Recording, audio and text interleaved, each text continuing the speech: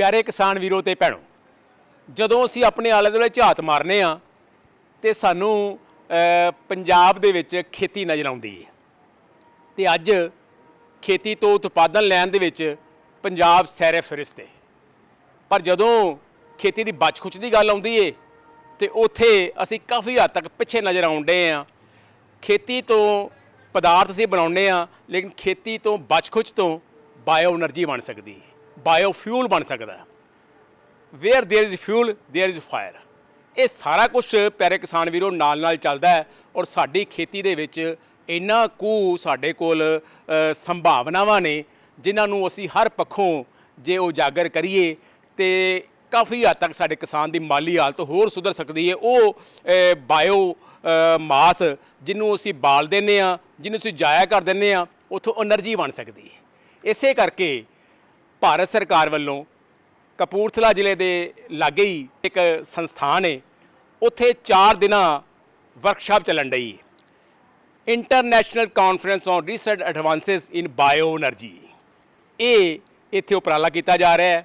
ਸਾਇੰਸਦਾਨਾਂ ਦਾ ਇਕੱਠ ਹੋਏਗਾ, ਗੱਲਾਂ ਬਾਤਾਂ ਚੱਲਣਗੀਆਂ, ਕਿਸਾਨ ਵੀ ਇੱਥੇ ਆਉਣੇ ਨੇ, ਕਿਸਾਨ ਵੀ ਗੱਲਾਂ ਬਾਤਾਂ ਕਰਨ ਡੇ ਨੇ ਤਾਂ ਕਿ ਜਿਹੜੀ ਪਰਾਲੀ ਹੈ ਉੱਥੋਂ ਅਸੀਂ ਵੱਧ ਤੋਂ ਵੱਧ ਉਹਦਾ ਸਹੀ ਨਿਪਟਾਰਾ ਕਰ ਸਕੀਏ, ਪਰਾਲੀ ਨੂੰ ਸਾਂਭ ਸਕੀਏ ਔਰ ਜਿਹੜਾ ਉਪਰਾਲਾ ਚੱਲਣ ਡਿਆ ਪਰਾਲੀ ਨੂੰ ਅੱਗ ਲਾਉਣ ਦਾ, ਉਹਨੂੰ ਠੱਲ ਪਾਈ ਜਾ ਸਕੇ। ਇਸ ਪੱਖੋਂ ਇਹ ਮੁਬਾਰਕ ਹੈ ਔਰ ਇਹ ਜਿਹੜਾ ਸਾਇੰਸਦਾਨਾਂ ਦਾ ਜਿਹੜਾ ਵਰਕਸ਼ਾਪ ਚੱਲਣ ਡਈ ਹੈ, ਸੈਮੀਨਾਰ ਚੱਲਦਾ ਪਿਆ, ਕਿਸਾਨ ਵੀ ਇਹ 'ਚ ਭਾਗੀਦਾਰ ਨੇ, ਬੜੇ ਪ੍ਰਦਰਸ਼ਨੀਆਂ ਵੀ ਲੱਗੀਆਂ, ਨਵੇਂ ਢੰਗ ਦੱਸਣ ਡੇ ਨੇ। ਆਓ ਫਿਰ ਚੱਲਦੇ ਹਾਂ ਤੇ ਵੇਖਦੇ ਹਾਂ ਕਿ ਸਾਡੇ ਵਾਸਤੇ ਕਿਹੜੇ ਕਿਹੜੇ ਨਵੇਂ ਉਪਰਾਲੇ ਇਸ ਪਰਾਲੀ ਰੂਪੀ ਸਰਮਾਏ ਨੂੰ ਸਾਂਭਣ ਲਈ ਕੀਤੇ ਜਾ ਰਹੇ ਨੇ।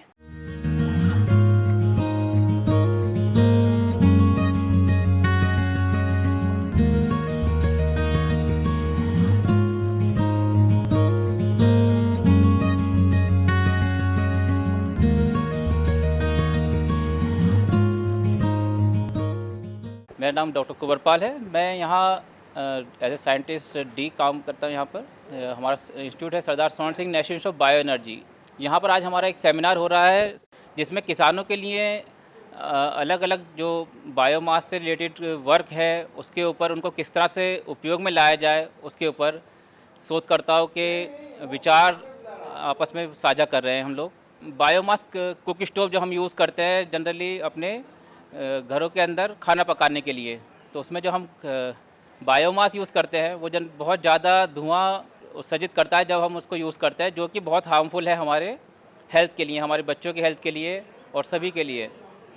तो जो पराली वगैरह है उसका भी हम उसमें यूज़ करके उसको कंप्रेस करके उससे हम बायोफ्यूल बना सकते हैं, जिसका उपयोग अगर हम उस चूल्हे में करें तो उसकी एफिशिएंसी बहुत ज़्यादा बढ़ती है। और दूसरा, किसानों को अगर जो बायो पराली है उसका कंपोजिट बना के अगर वो बेचे तो उसके लिए भी उनको एक तरह से एक उनकी आय का साधन बढ़ता है। तो ये एक जरिया है जिसके ज़रिए हम अपने जो वातावरण को भी सुरक्षित कर सकते हैं और अपने हेल्थ को भी सुरक्षित कर सकते हैं। मेरा नाम राजीव वर्मा है, मैं ओनर है टेकमार्क इंजीनियर्स एंड कंसल्टेंट्स दिल्ली तो। इत्थे असी स्टॉल लगाया है तो असी गैस एनालाइजर्स च डील करते हैं, बायोगैस एनालाइजर। यह बायोगैस की क्वालिटी दसदा है, कितना मीथेन है, कितनी CO2 हैगी है, कितना H2S है, कितना ऑक्सीजन है, ड्यू पॉइंट कितना है, GCV NCB तो कंपोजिशन जी हैगी बायोगैस की वो दसदा है, क्वालिटी दसदा है। जो तुसी बेचन जाओगे बायोगैस तो यू हैव टू तुहानू क्वालिटी दसनी पेगी कि क्वालिटी कितनी हैगी है। अगर तो मीथेन 95-96% है ਉਹਦਾ मतलब है कि ਤੁਹਾਡੀ ਬਾਇਓਗੈਸ ਜਿਹੜੀ ਹੈਗੀ ਹੈ ਉਹ ਬਹੁਤ ਅੱਛੀ ਕੁਆਲਿਟੀ ਦੀ ਹੈਗੀ ਹੈ। ਤੇ ਸਾਡੇ ਕੋਲ ਪੋਰਟੇਬਲ ਐਨਾਲਾਈਜ਼ਰ ਵੀ ਹੈਗੇ, ਹੈਂਡ ਹੈਲਡ, ਜਿਹੜੇ ਹੱਥ 'ਚ ਲੈ ਕੇ ਤੁਸੀਂ ਇੱਕ ਪਲਾਂਟ ਤੋਂ ਦੂਜੇ ਪਲਾਂਟ ਜਾ ਸਕਦੇ ਹੋ। ਤੇ ਸਟੇਸ਼ਨਰੀ ਐਨਾਲਾਈਜ਼ਰ ਵੀ ਹੈਗੇ ਆਨਲਾਈਨ, ਵੱਡੇ ਜਿਹੜੇ ਪਲਾਂਟ 'ਚ ਲੱਗਦੇ ਨੇ ਤੇ ਕੰਟੀਨਿਊਸਲੀ 24 घंटे ਤੁਹਾਨੂੰ रीडिंग देंगे ने। मेरा नाम आंचल मित्तल है, मैं VIT वेलोर से आई हूँ। वहाँ मैं एज असिस्टेंट प्रोफेसर काम करती हूँ। तो ये मैं 4 दिन की कॉन्फ्रेंस अटेंड करने के लिए आई हूँ। यहाँ पे ICAR ABR that is recent advances in bio energy research. तो यहाँ पर हम डिस्कस कर रहे हैं कैसे हम बायोमास को बायो एनर्जी में कन्वर्ट कर सकते हैं। जैसे कि आप देखते होंगे नवंबर में किसान पराली वगैरह जलाते हैं, उससे इतना ज़्यादा पॉल्यूशन बनता है, तो हम उसको ऐसे ना जला के उसे कैसे हम बायो एनर्जी में कन्वर्ट कर सकते हैं। जैसे हम बायो इथेनॉल, बायोगैस ये सब बना सकते हैं। अब काफ़ी तरह तरह के बायोमास यूज़ किए जा सकते हैं इसके लिए, जैसे राइस हस्क हो गया, राइस स्ट्रो हो गया, पैडी स्ट्रो जिसको हम बोलते हैं, या फिर हमारा बार्ले हस्क। तो काफ़ी तरीके के बायोमास हमारे सोसाइटी में हम लोग उसको कैसे यूज़ कर सकते हैं। और इवन अभी जैसे कॉन्फ्रेंस में इस चीज़ पर भी चर्चा हुई थी कि कैसे हम बायो इथेनॉल बना सकते हैं और उसका कॉस्ट कैसे रिड्यूस कर सकते हैं। जैसे कि प्रोफेसर के पंत जो कि IIT रुड़की के डायरेक्टर हैं, वो भी आए थे। उन्होंने बताया कि 100 रुपीज़ पर केजी पर लाकर उसको कैसे हम प्रोवाइड करा सकते हैं पब्लिक को। ये बहुत बड़ा टारगेट है, तो ये अचीव करना। तो इस तरीके की काफ़ी सारे रिसेंट एडवांसेस हम लोगों ने यहाँ पे डिस्कस किए हैं। तो एक बहुत ही अच्छा ऑप्शन था एक्सप्लोर करने के लिए, जानने के लिए। तो I think it will be very useful for all the researchers and scientist working in this field. So I feel very fortunate to attend this conference. Lieutenant colonel Monesh Ahuja मेरा नाम है और प्रेसपल में ਆਪਾਂ ਪਰਾਲੀ ਦੇ ਨਾਲ ਕੰਮ ਕਰਦੇ ਹਾਂ। ਪਰਾਲੀ ਫਾਰਮਰਸ ਦੇ ਨਾਲ ਮਿਲ ਕੇ ਵਿਲੇਜ ਲੈਵਲ ਐਂਟਰਪ੍रेन्योर्स बनाते हैं। उन्हों ਦੇ ਨਾਲ ਪਰਾਲੀ ਨੂੰ कलेक्ट करते हैं, बेल बनाते हैं, गट्ठे बनाते हैं और फिर ये पराली ਨੂੰ प्रोवाइड करते हैं इंडस्ट्री ਨੂੰ। पराली बेल फॉर्म ਵਿੱਚ ये ਜਾਂਦੀ है power plants, cogeneration plants, briquetting pelleting plants, compress biogas plants, industrial boilers which ये पराली ਨੂੰ फिर ਆਪਾਂ पैलेट और ब्रिकेट भी बनाते हैं। तुसी देख सकते हो ये पराली दी ब्रिकेट पड़ी है, पराली दे पैलेट पड़े हैं। तो अगर इंडस्ट्री 40-50 किलोमीटर दे नाले नहीं हैगी, दूर हैगी, तो लो डेंसिटी है पराली, इसनों ट्रांसपोर्ट करना पैंदा है। ट्रांसपोर्ट करने के वास्ते इसनों डेंसीफाई करना पड़ता है, पैलेट और ब्रिकेट बनाने पड़ते हैं। पैलेट और ब्रिकेट बनाने के लिए इसमें इंडस्ट्री लगानी पड़ती है। अब पंजाब में पटियाला में कुलबुरछा गांव विच 100 टन पर डे का पराली टू ब्रिकेट का प्लांट 2 साल पहले इनॉग्रेट किया सी चल रहा है। ये ब्रिकेट, ये पैलेट हुण ईट भट्टा, पावर प्लांट, दूजे बॉयलर यूजेज विच ट्रांसपोर्ट की जा सकती है। ये एक प्रोडक्ट हो गया। हुण ये ब्रिकेट एक मुहिम चलाई है आप ऑल ओवर इंडिया, वैरन ये पराली दी ब्रिकेट दे नाल आप ह्यूमन बॉडी दी क्रिमेशन करते हैं, दाह संस्कार करते हैं। आज दाह संस्कार विच एक दाह संस्कार विच 2 पेड़ कटते हैं। कित्थों कटते हैं किसी को नहीं पता, ना सरकार नूं ना किसी को। बट आप ये ब्रिकेट ਨੂੰ इस्तेमाल करके ह्यूमन बॉडी का क्रिमेशन और ये क्रिमेशन विच 2 पेड़ कटने से बचाते हैं। इसी तरह एक और प्रोडक्ट हैगा जी इको चूल्हा। तुसी देख सकते हो ये चूल्हा हैगा, चूल्हा डिज़ाइन किया Punjab which make in India का। ये चूल्हा इस्तेमाल करता है जी पैलेट। अब जो LPG सिलेंडर है उस दे नाल कंपैरिजन विच 40% चीपर है जी एनर्जी का कॉस्ट। इसी तरह बॉयलर है जी 100% लूज बायोमास विच ये बॉयलर चलता है। तो आप रिक्वेस्ट करेंगे सरकार नू, साडे किसान भाइयों नू, आओ देखो, पार्टिसिपेट करो और जुड़ो साडे नाल।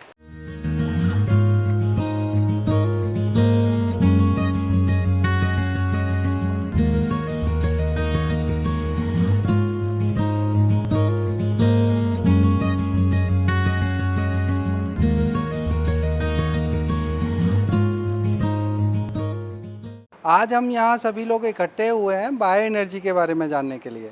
यहाँ देश विदेश से काफ़ी लोग आए हुए हैं और यहाँ पे लोग अपनी अपनी रिसर्च, कॉमर्शलाइजेशन या इंडस्ट्रियल लेवल पे जो भी प्रोडक्शन हो रहा है उसके बारे में अपने विचार रखेंगे, जानेंगे, नई नई तकनीकी सीखेंगे और एक दूसरे से वो साझा करेंगे। इसी कड़ी में हमारे इंस्टीट्यूट में भी कुछ ऐसे काम हुए हैं जो कि आम जनता के लिए फ़ायदेमंद हैं। हमने बेसिकली जो हमारा फोकस रहा है, फसल की जो बचा हुआ अवशेष होता है उसको यूज़ करके हम क्या क्या प्रोडक्ट बना सकते हैं जो कि आम जनता के लिए, खासकर किसानों के लिए फ़ायदेमंद हो, वो एक सोर्स ऑफ इनकम हो जिससे कि उनको एक्स्ट्रा अर्निंग हो सके। और जो अवशेष हम खेतों में जला देते हैं उनको जलाने की ज़रूरत ना पड़े। तो इसी कड़ी में अगर मैं बात करूं पराली की, तो पराली को हम इस्तेमाल कर सकते हैं, जैसे कि बायोगैस बना सकते हैं, और बायोगैस बना के फिर उसको हम घरों में यूज़ कर सकते हैं। उससे चूल्हे वगैरह की जो लकड़ी जलाते हैं या एलपीजी जलाते हैं, उन सभी को हम रिप्लेस करके ये बायोगैस को यूज़ करके हम खाना पका सकते हैं, पानी गर्म कर सकते हैं, जो भी हीटिंग का ज़रूरत है वो हम सब कर सकते हैं। ऐसे ही पराली से हम इथेनॉल भी बना सकते हैं।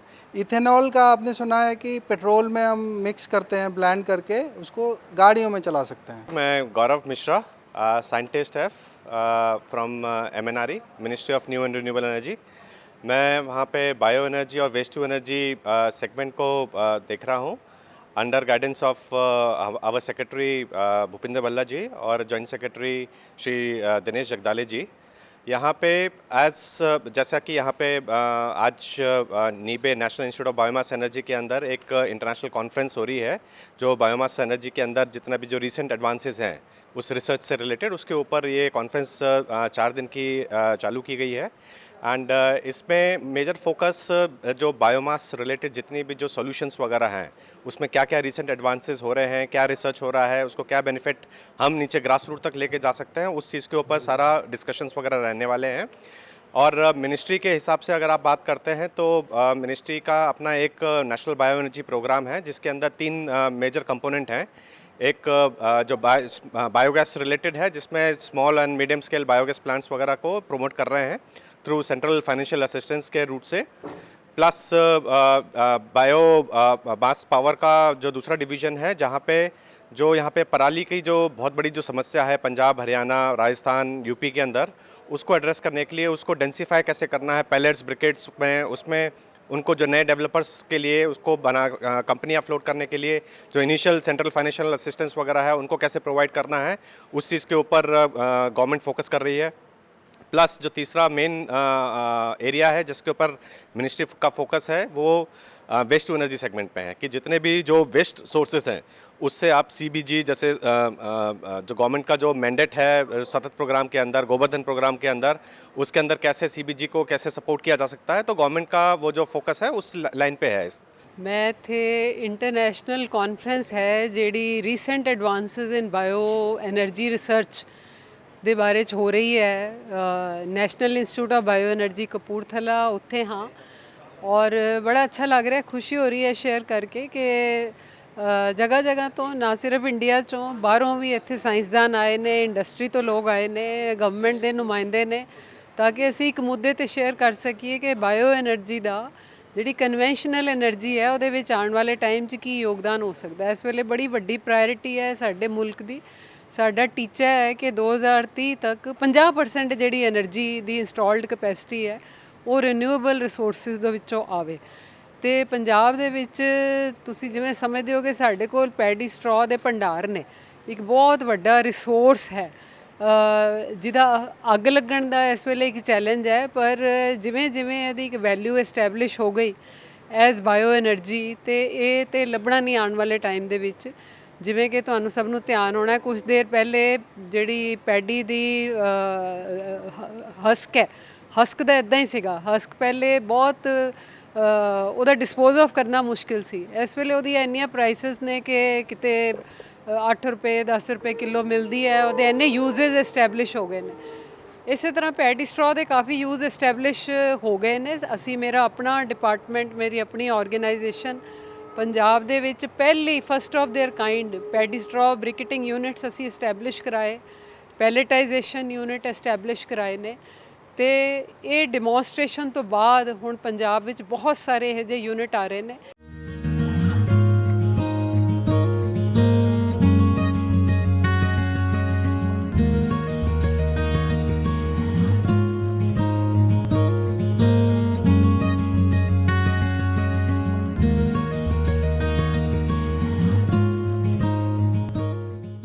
आज का कॉन्फ्रेंस है 4th international conference on advances in bioenergy research.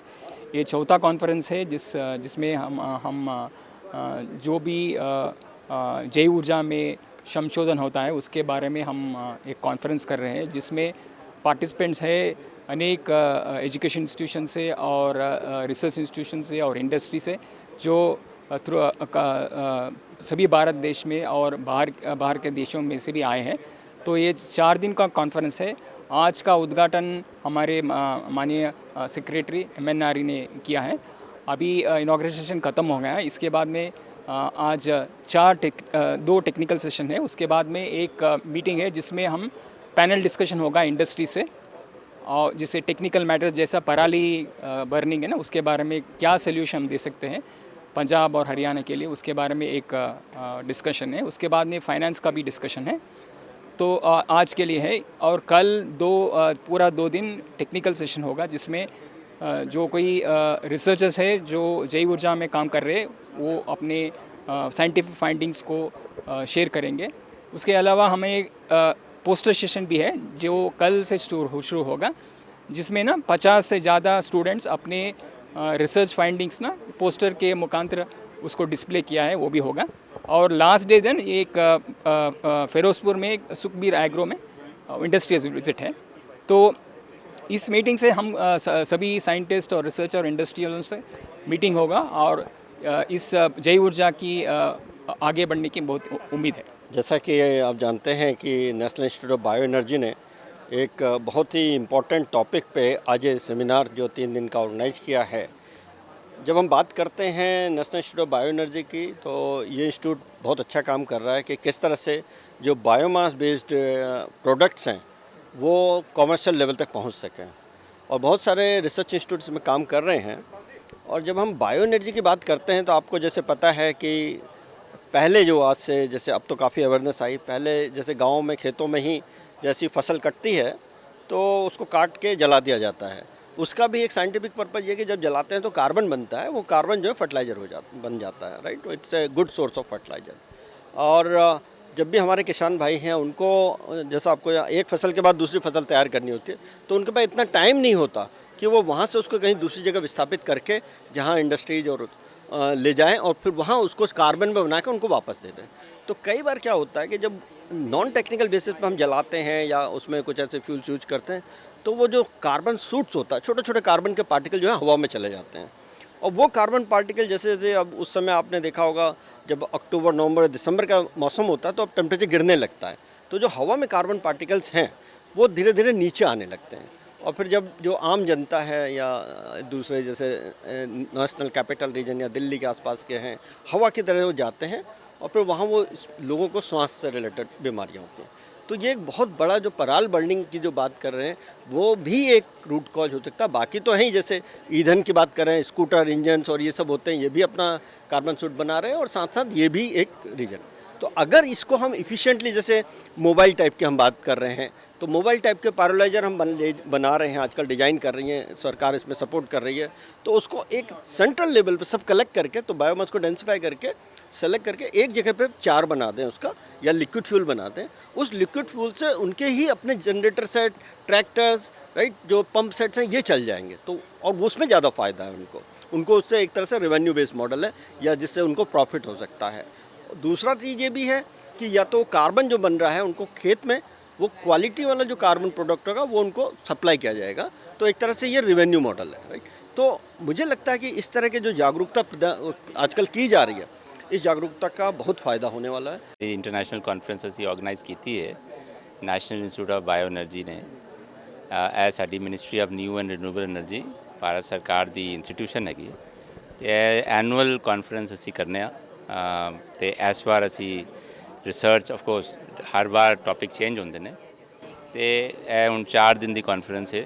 3 ਦਿਨ ਦੇ ਸਾਡੇ ਕੰਸਲਟੇਸ਼ਨ, ਟੈਕਨੀਕਲ ਸੈਸ਼ਨ, ਪਲੇਨਰੀ ਸੈਸ਼ਨ ਵਗੈਰਾ ਹੋਣਗੇ। 1 ਦਿਨ ਦੀ ਫੀਲਡ ਵਿਜ਼ਿਟ ਹੋਏਗੀ ਤੇ ਇਹਦੇ ਸਾਡੇ 150 ਜਾਂ 200 ਤੋਂ ਉੱਤੇ ਸਾਡੇ ਡੈਲੀਗੇਟਸ ਆਏ ਹੋਏ ਨੇ। ਹਲੇ ਹੋਰ ਵੀ ਆਣਗੇ ਜਿਹੜੇ ਹੌਲੀ ਹੌਲੀ ਆਉਂਦੇ ਨੇ। ਤੇ ਇੰਨੇ ਸੈਸ਼ਨ ਦਾ ਸਾਡਾ ਹੈਗਾ ਕਿ ਹਰ ਚੀਜ਼ ਬਾਇਓਮਾਸ ਦਾ ਕਿਸ ਦੇ ਉੱਤੇ ਰਿਸਰਚ ਉੱਤੇ ਇਹਦੇ ਕੀ ਹੋਈ ਹੈ ਹਲੇ ਤੱਕ, ਕਿੰਨੇ ਕੀ ਸਿੱਖਿਆ ਹੈ, ਉਹ ਫਿਰ ਸ਼ੇਅਰ ਕਰਦੇ ਨੇ। ਅਸੀਂ ਸਿੱਖਨੇ ਆ ਸਭ ਕੋਲੋਂ ਕੀ ਹੋ ਚੁੱਕਾ ਹੈ ਤੇ ਫਿਰ ਕੋਲੈਬੋਰੇਟ ਕਿਸ ਤਰ੍ਹਾਂ ਕਰ ਸਕਨੇ ਆ ਅੱਗੇ ਵਧਣ ਵਾਸਤੇ। ਆਈ ਥਿੰਕ ਪੰਜਾਬ ਵਾਸਤੇ ਵੀ ਤੇ ਬਾਕੀ ਜਗ੍ਹਾ ਪੂਰੇ ਦੇਸ਼ ਵਾਸਤੇ ਵੀ ਜੋ ਵੀ ਅਸੀਂ ਬਾਇਓਮਾਸ ਤੋਂ ਕਰਨਾ ਚਾਹੁੰਦੇ ਆ, ਯੂਟਿਲਾਈਜ਼ ਕਰਨਾ ਚਾਹੁੰਦੇ ਆ, ਉਹਦੇ ਵਾਸਤੇ ਇਹ ਬੜਾ ਕੰਮ ਆਏਗਾ। ਜਿਸ ਤਰ੍ਹਾਂ ਪਰਾਲੀ ਦੀ ਤੁਸੀਂ ਪੁੱਛਿਆ ਸੀ ਸ਼ੁਰੂ ਵਿੱਚ, ਪਰਾਲੀ ਦਾ ਹੁਣ ਦੇਖੋ ਇਹ ਇੱਕ ਚੀਜ਼ ਹੈਗੀ ਹੈ ਜੋ ਸਾਰਾ ਦੇਸ਼ ਇਹਦੇ 'ਤੇ ਚਿੰਤਿਤ ਹੈਗਾ ਤੇ ਪਰਾਲੀ ਨੂੰ ਇਸਤੇਮਾਲ ਕਰਕੇ ਸਾਡੇ ਬਾਇਓ એનર્ਜੀ ਸੈਕਟਰ ਵਿੱਚੋਂ ਉਹਦੇ ਬਾਇਓਮਾਸ ਨੂੰ ਐਜ਼ ਬਾਇਓਮਾਸ ਉਹਨੂੰ ਯੂਟਿਲਾਈਜ਼ ਕਰ ਸਕਨੇ ਹਾਂ ਅਸੀਂ ਕੁਝ ਪੈਲੇਟਸ ਬਣਾਉਣ ਵਾਸਤੇ ਬ੍ਰਿਕੇਟਿੰਗ ਵਾਸਤੇ ਤੇ ਉਹ ਜਾ ਸਕਦਾ ਹੈ ਕੋ ਫਾਇਰਿੰਗ ਵਿੱਚ ਨਾਲ ਅਸੀਂ ਉਹਦੇ ਨਾਲ ਵੇਸਟ ਟੂ એનર્ਜੀ ਪਲਾਂਟ ਵੀ ਬਣਾ ਸਕਨੇ ਹਾਂ ਜਿਹਦੇ 'ਚੋਂ ਸਿੱਧਾ ਇਲੈਕਟ੍ਰਿਸਿਟੀ ਬਣ ਸਕਦੀ ਹੈ ਤੇ ਕਿਸ ਤਰ੍ਹਾਂ ਅਸੀਂ ਇਹ ਜਿੰਨੀ ਪਰਾਲੀ ਹੈ ਉਹਨੂੰ ਇਸਤੇਮਾਲ ਕਰ ਸਕੀਏ ਉਹ ਸਾਡਾ ਵੀ ਆਬਜੈਕਟਿਵ ਹੈਗਾ ਥਰੂ ਨੀਵੇ ਕਿ ਉਹ ਕਿਸ ਤਰ੍ਹਾਂ ਅਸੀਂ ਉਹਦੇ 'ਤੇ ਹੈਲਪ ਕਰ ਸਕਦੇ ਹਾਂ।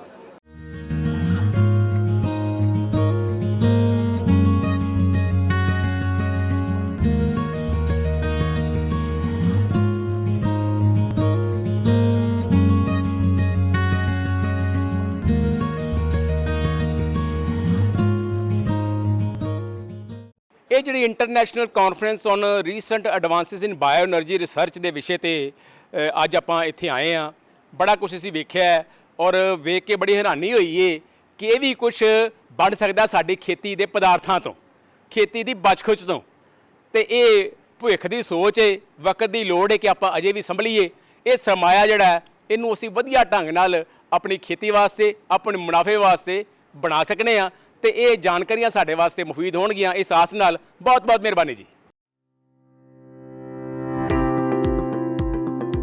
ये है नया बदलता भारत, जहां कृषि को मिल रही है तकनीक की ताकत। आज युवा किसानों की आधुनिक दृष्टिकोण और नवाचार कृषि में नई उम्मीदें जगा रहे हैं। आधुनिक कृषि की ये नई तस्वीर खेती को प्रभावशाली और सुसंगत व्यवसाय बना रही है। कृषि के पुराने तरीकों से कीट, रोग और मौसम में उतार चढ़ाव जैसी समस्याओं का समाधान संभव नहीं है। इस बात को समझते हुए माननीय प्रधानमंत्री श्री नरेंद्र मोदी जी ने कृषि को भी धीरे धीरे हाईटेक बनाने की पहल की है। ड्रोन टेक्नोलॉजी हमारे कृषि सेक्टर को दूसरे लेवल पर ले जाने वाली है। किस जमीन पर कितनी और कौन सी खाद डालनी है, मिट्टी में किस चीज की कमी है, कितनी सिंचाई करनी है, ये भी हमारे यहाँ अंदाजे से होता रहा है। ये कम पैदावार और फसल बर्बाद होने का बड़ा कारण रहा है। लेकिन स्मार्ट टेक्नोलॉजी आधारित ड्रोन यहां भी बहुत काम आ सकते हैं। प्रधानमंत्री जी के दूरदर्शी नेतृत्व में केंद्रीय कृषि एवं किसान कल्याण मंत्रालय बड़ी तेजी से किसानों को टेक्नोलॉजी से जोड़ रही है। सरकार कृषि कार्यों के लिए ड्रोन के उपयोग को प्रोत्साहित कर रही है। किसान ड्रोन कृषि उद्योग में क्रांति ला रहा है। यह तकनीक भारतीय कृषि समुदाय का भविष्य है। ड्रोन का प्रयोग पारंपरिक खेती के तरीकों को बदल रहा है। ड्रोन एक आधुनिक तकनीक एक नई आई है जिससे हमें उससे बहुत फ़ायदा हो रहा है। जो दवाई डाल देते हैं ड्रोन में उड़ के स्प्रे करती है जैसे, और दवाई भी छिड़कती है, हमें बचाव होता है, शरीर का बचाव होता है, उससे बहुत सारे फ़ायदे हैं। पहले हम स्प्रे करते थे मशीन में 100 लीटर पानी 200 लीटर पानी में 1 किलो की स्प्रे होती थी, अब उसमें 10 लीटर पानी में 1 किलो की स्प्रे होती है। अत्याधुनिक तकनीक, हाई रेजोल्यूशन कैमरों और उन्नत सेंसर्स से लैस किसान ड्रोन भारतीय कृषि क्षेत्र की काया पलट करने की क्षमता रखता है। कीटनाशकों और उर्वरकों का छिड़काव, हवाई निगरानी, फसल और मृदा स्वास्थ्य की निगरानी, बीजारोपण, क्षतिग्रस्त फसलों का आकलन और फसल बीमा के दावों का तेजी से निपटान के अलावा फसलों के स्वास्थ्य संबंधी रियल टाइम जानकारी दे सकता है। यह कीटों, बीमारियों और पोषक तत्वों की कमी की पहचान कर सकता है। इसकी मदद से समय रहते किसान अपनी फसलों की सुरक्षा के उपाय कर सकते हैं। साथ ही किसान ड्रोन का प्रयोग स्वामित्व योजना के अंतर्गत भूमि अभिलेखों के डिजिटलाइजेशन और पशुधन ट्रैकिंग के लिए भी किया जा सकेगा। वैसे तो किसान ड्रोन आज देश की जरूरत है, पर ड्रोन चलाने के लिए प्रशिक्षित ऑपरेटर्स की कमी, ड्रोन के रखरखाव की चुनौती और ड्रोन चलाने के लिए जरूरी सुरक्षा निर्देशों की जानकारी की कमी जैसी कुछ समस्याएं अभी भी बनी हुई हैं। इन समस्याओं के निदान के लिए केंद्रीय कृषि और किसान कल्याण मंत्रालय ने कई पहल किए हैं, जिनमें नीतिगत परिवर्तन भी शामिल हैं। कृषि मंत्रालय द्वारा कृषि संस्थानों को 10 लाख तक का अनुदान, व्यक्तिगत किसानों की सहकारी समितियों जैसे CHC और FPO को भी ड्रोन की खरीद के लिए वित्तीय सहायता मिलती है।